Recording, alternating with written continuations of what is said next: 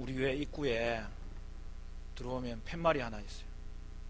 그거 좀 빛이 발해가지고 이번 달 안에 좀 이제 교체를 하려고 하는데, 그 팻말 이름이 뭐예요? 가정 같은 교회, 교회 같은 가정. 저는 그거 볼 때마다 얼마나 정감 있는 글인지 마음에 확 다가와요. 여러분, 교회는 먼저 가정 같은 교회가 되어야 됩니다. 왜 그렇습니까? 우리가 예수를 믿음으로 하나님 아버지를 만났고 우리는 예수 가족을 얻은 거예요. 여러분, 이 한 해 여러분의 신앙생활이 형제 자매 신앙의 성도들을 믿음의 가족으로 여기고 그로 말미암아 풍성해지는 복된 신앙생활 되시기를 간절히 축원합니다. 또한 가정도 교회 같은 가정이 돼야 돼요. 왜냐하면 가정이 가장 기초적인 신앙 공동체이기 때문입니다. 그러면 가정이 교회되게 하는 좋은 방법이 무엇일까요? 그것은 두말 하이 나위도 없이 성경의 가정들이 보여준 가정 예배 드리는 것을 통하여서 이루어질 수 있다는 사실이죠.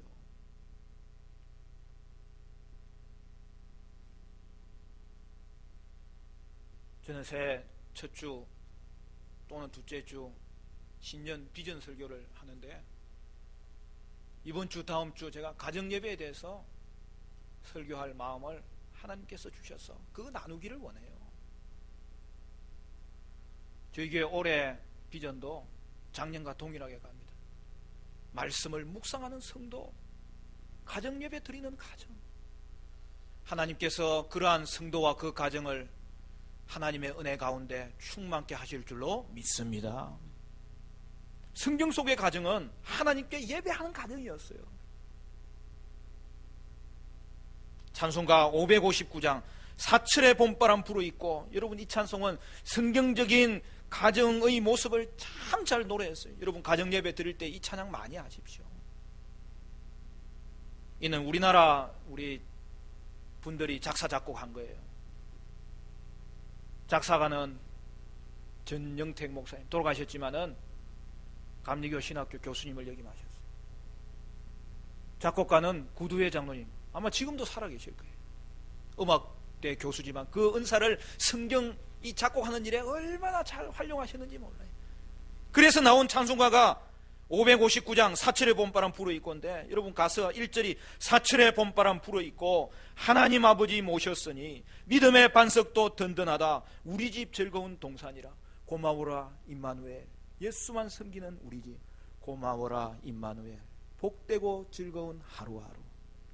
여러분 3절에는 이렇게 되어 있어요. 아침과 저녁에 수고하여 다같이 일하는 온 식구가 한 상에 둘러서 먹고 마셔 여기가 우리의 낙원이라 고마워라 임마누엘 예수만 섬기는 우리 집 고마워라 임마누엘 복되고 즐거운 하루하루.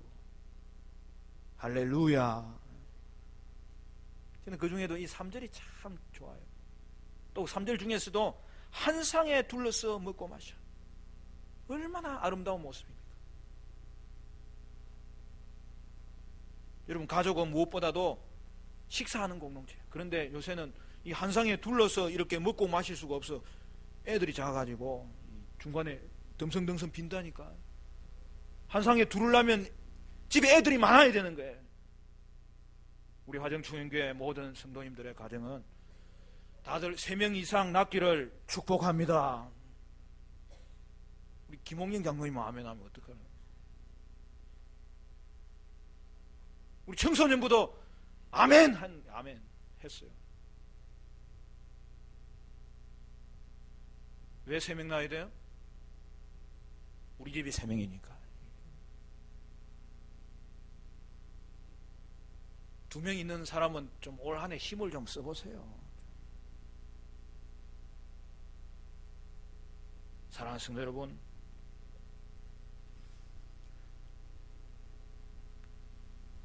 교회 가정이 음식을 같이 나누는 것은 또 한 가지가 부족해요.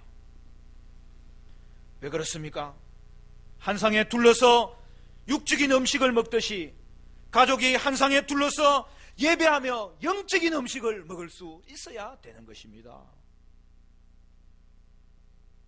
전정택 작사가가 처음에 이 찬송을 지을 때는 4절이었어요. 3절에는 가정 예배 드리는 모습을 사실은 넣어놨는데 거기에 제단이라는 말이 들어있어 가지고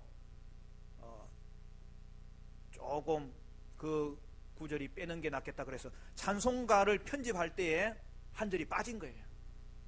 원래는 즐거운 찬송이 흘러나고 제단의 향기는 끊임없네 말씀의 양식도 넉넉하니 하늘의 축복이 넘쳐오네 고마워라 임마누엘 복되고 즐거운 하루하루 이렇게 돼 있단 말이에요.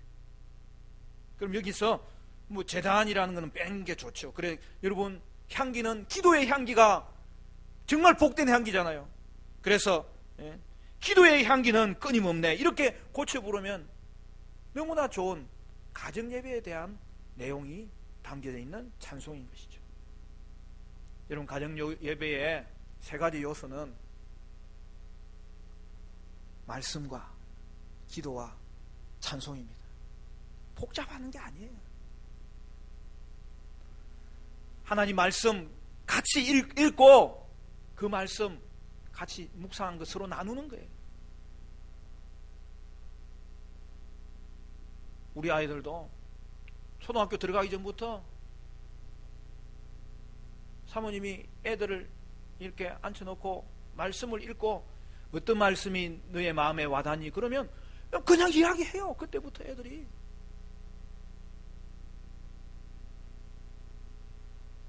그래서 제가 가정예배 드리려고 하는데 아유 교회 설교도 해야 되는데 가정예배까지 설교를 해야 되나 그렇게 부담을 가지고 그렇게 몇 번 인도하다가 우리 집사람이 인도하는 거 보고 제가 감동을 받아가지고 야 저렇게 하는 게 더 좋겠구나. 그러니까 여러분은 어때요? 여러분 교회의 공동체 예배와 가정 예배는 이 부분은 조금 차이점을 가져도 좋은 거예요. 예배는 예배지만 가정 예배 드릴 때는 설교 안 해도 돼요. 공동체 예배는 목사님이 설교하지만 가정 예배 드릴 때는 가장은 그 목사님의 말씀을 잘 듣고 양식이 있어야 서로 자녀들과 대화가 풍성해지기 때문에 여러분 주일날 주의 말씀 듣는 가장과 여러분 어머니들은 하나님의 말씀을 양식으로 분명히 가지고 가야 됩니다. 그런데 가정예배 드릴 때는 말씀 읽으면 돼요.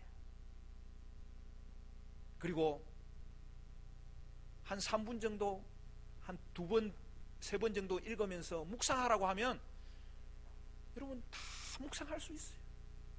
믿음이 있으면 이 말씀이 하나님의 말씀이요 오늘도 성령을 통하여서 우리에게 빛을 비추는 말씀이기 때문에 이 말씀이 생명의 양식이 되고 이 말씀이 삶의 길이 되고 우리의 삶을 다시 한 번 더 하나님께서 새롭게 하시는 능력이 되는 말씀인 것이죠.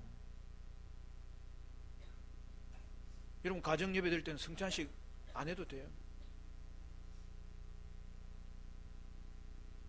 목사님이 인도하는 공동체 예배는 그렇게 말씀을 설교하고 성찬식도 인도하는 게 필요하지만 가정 예배는 그러나 말씀이 중심이 되어야 되는데 그 말씀을 읽고 또 그 말씀을 나누고 그리고 그 말씀 붙잡고 기도하고 그리고 같이 찬송하면 하나님 앞에 온전한 예배를 드릴 수 있게 되는 것이죠.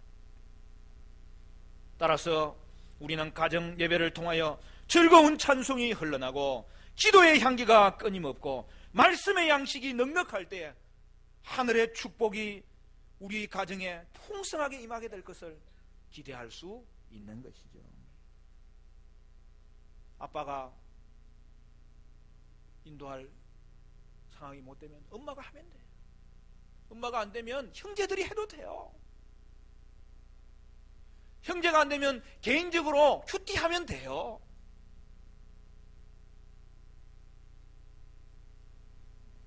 아브라함은 자신이 가는 곳마다 머무는 곳마다 가장 먼저 한 일은 하나님께 예배의 제단을 쌓았던 것이죠. 그런데 그 예배의 제단을 쌓은 주체가 누구입니까? 아브라함 혼자 한 것입니까? 아니라는 거예요. 아브라함의 가정이 예배 드렸으면 우리는 너무나 자연스럽게 이해할 수 있고 당연한 것이죠. 그는 가는 곳마다 제단을 쌓을 때 가족이 함께 하나님을 예배하였던 것입니다. 아브라함 당시에는 오늘날처럼 교회가 없었어요. 그렇잖아요. 오늘날 우리는 매주 함께 모여 교회 생활 할 수 있다는 것이 얼마나 큰 축복인지 몰라요. 그러나 어떤 사람은 이것을 오해하여서 자녀의 신앙교육을 교회에만 그냥 맡겨버리는 사람들이 있어요. 여러분, 그것은 가능할 수도 없고 그렇게 해서는 안 되는 거예요. 왜냐하면 자녀에 대한 신앙교육은 가정에서부터 시작되어야 하기 때문입니다. 물론 교회 사역의 아주 중요한 한 부분이 다음 세대를 신앙교육하는 것입니다. 그러므로 교회는 이 일에 최선을 다해야 합니다. 그러나 교회의 신앙교육과 가정의 신앙교육은 반드시 병행되어야 합니다. 오늘날 교회 다니던 청소년들이 고등학교 졸업만 하면 교회를 떠나는 애들이 많아요. 그게 현실이에요.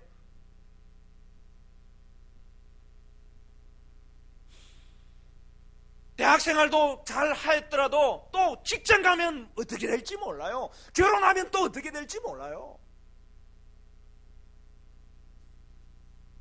왜 그럴까요? 그것은 결국 가정에서 신앙교육이 소홀했다는 것밖에 그 이유가 없는 거예요, 여러분. 물론 자녀를 기독교적인 가치관을 가지고 잘 교육할 수도 있고 또 자녀들을 위해서 기도해 줄 수도 있습니다. 그리고 수시로 성경에 대해서 대화할 수도 있습니다. 그러나 가장 실제적인 신앙교육은 가정 예배를 통해서 이루어져야 된다는 사실이죠. 경건한 가정에서도 자녀들이 자라서 하나님을 경외하지 않는 일이 생기는 이유가 바로 이 때문이에요. 교회 봉사는 잘 하는데 가정에서 드려지는 가정 예배에 대해서 말하지 않을 수 없는 것은 가정 예배가 없이는 부모가 설령 경건하다 하더라도 자녀들이 신앙교육을 제대로 받기 어렵다는 것을 여러분 아셔야 됩니다. 따라서 여러분의 신앙을 자녀에게 물려주려면 교회의 신앙 교육만으로는 부족합니다. 일주일에 한 번 교회를 접하는 것으로는 우리 자녀들이 가정을 떠난 이후에도 하나님을 추구하고 싶을 만큼 하나님의 위대하심과 그 영광을 자녀들에게 깊이 새겨줄 수가 어려운 거예요. 여러분이 가정에서 가르치는 단순한 교훈만으로도 부족한 거예요. 그래서 가정 예배가 너무나 중요한 것입니다. 아브라함이 하나님의 택하심을 받았어.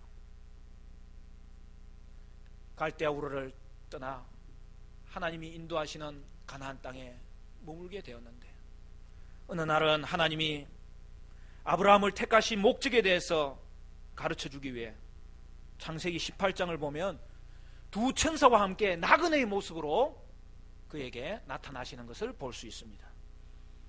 거기서 창세기 18장 17절에서 19절 말씀 이렇게 이야기합니다. 여호와께서 이르시되 내가 하려는 것을 아브라함에게 숨기겠느냐?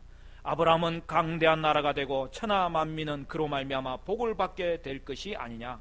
내가 그로 그 자식과 권속에게 명하여 여호와의 도를 지켜 의와 공도를 행하게 하려고 그를 택하였나니 이는 나 여호와가 아브라함에게 대하여 말한 일을 이루려 함이니라.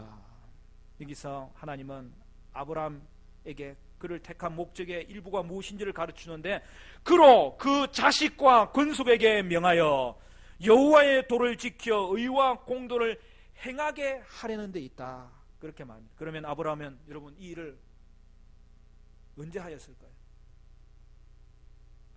언제 자녀들에게 명하여 하나님의 말씀을 가르치고 그에게 의와 공도를 행하게 할 수 있었을까요?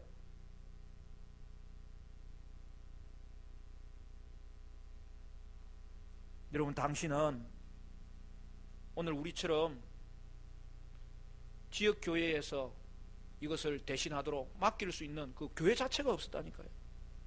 당신은 아브라함 가족이 유일한 믿음의 가족이어서 그 외에는 모두가 하나님을 저버렸고 죄를 짓는데 그 죄의 강도가 심해지는 상황 가운데 온 세상이 하나님께 불순종하는 시대였습니다. 따라서 당시 교회가 따로 있는 것이 아니라 아브라함의 가족이 교회였어요. 그러므로 아브라함은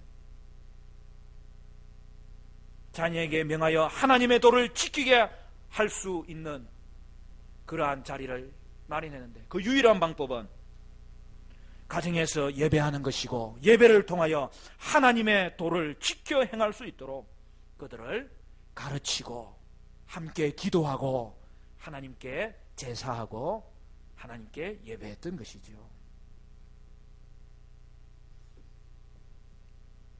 아브라함의 가정에는 처음에 아이가 없었어요. 그렇죠? 그럼 그때는 어떤 제단을 쌓았을까요? 어떤 예배를 드렸을까요? 아내 사라와 손잡고 기도하면서 가정의 제단을 쌓고 부부가 찬송하면서 하나님께 예배했던 것이죠.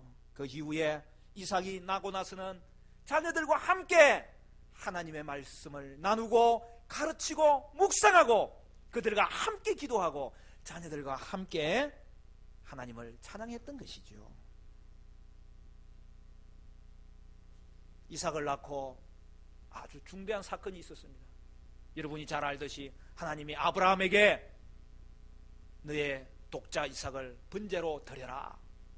그 명령 앞에, 그 시험 앞에 아브라함이 어떻게 했어요? 이튿날 일찍이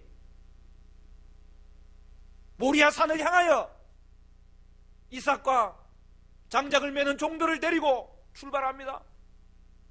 거기 보면 여러분 이런 장면이 나오잖아요.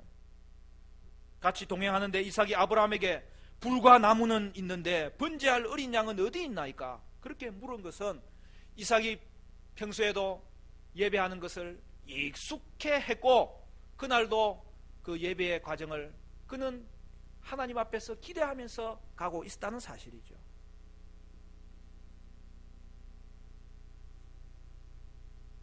그때 아브라함은 이삭에게 이야기합니다. 주께서 예배하시리라. 그 말을 이삭이 알아들어요, 못 알아들어요? 완전히 알아들어요. 하나님 의지하며 오늘은 예배 드려야 되겠구나. 그러므로 하나님이 아브라함을 시험하실 때에 이삭에게 말은 안 했지만 아버지 아브라함과 아들 이삭은 함께 순종한 거예요. 그리하여 이삭을 번제물로 바치는 예배를 드릴 수 있었던 거예요. 그때에 하나님은 저들의 믿음을 받으시고 순양을 주어서 이삭 대신 제물로 드리라고 예배 가운데 그들 가운데 임하셨으며 그들을 축복하셨습니다. 그러면 교회를 세우신 오늘날은 어떻게 해야 합니까? 하나님은 교회와 함께 자녀들을 위한 신앙교육을 부모에게 맡긴 것을 성경은 분명하게 보여주고 있습니다. 에베소서 6장 4절 말씀에 오늘 본문에 이렇게 되어 있죠. 우리 같이 읽어볼까요? 6장 4절 다 같이 시작. 또 아비들아 너희 자녀를 노엽게 하지 말고 오직 주의 교훈과 훈계로 양육하라. 여러분 어떻게 하고 계십니까? 자녀들을 주의 교훈과 훈계로 양육하기 위해서는 가장 먼저는 이 자녀들을 교회에 잘 출석하도록 여러분이 그 자녀들을 교회에 먼저 이끌어야 되는 거예요.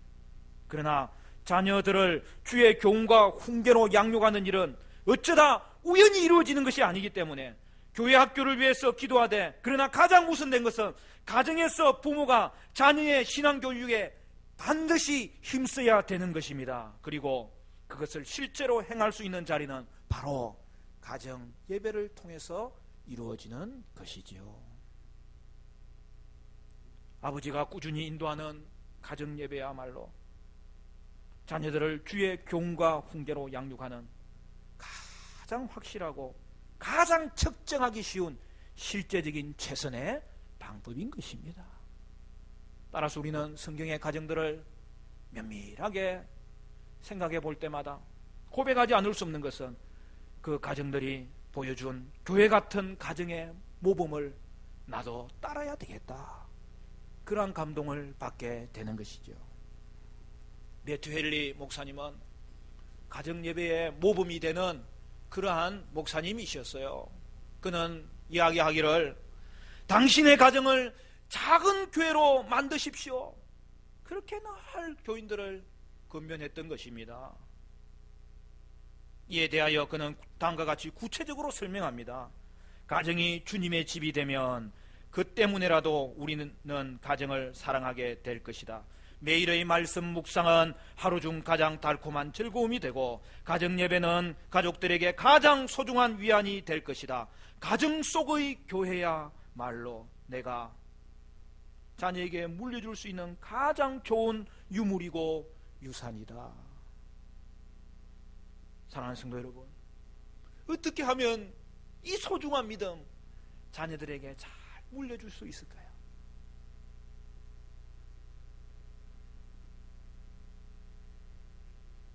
오늘 우리는 이 말씀 앞에 다시 한 번 더 우리를 돌아보기를 원하는 것은, 교회 안에 있는 가정을 자녀들에게 물려줄 수 있을 때에 그들에게 믿음도 물려주고 예배도 물려주고 교회도 물려줄 수 있는 그러한 놀라운 은혜가 바로 거기로부터 일어난다는 사실이죠.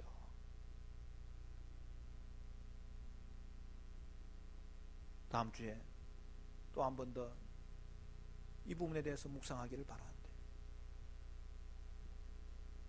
사랑하는 성도 여러분, 우리가 자녀들에게 믿음을 물려주고 믿음을 계승하는 가장 좋은 방법은 가정 예배를 통하여 오직 주의 교훈과 훈계로 양육할 수 있을 때라는 사실이죠.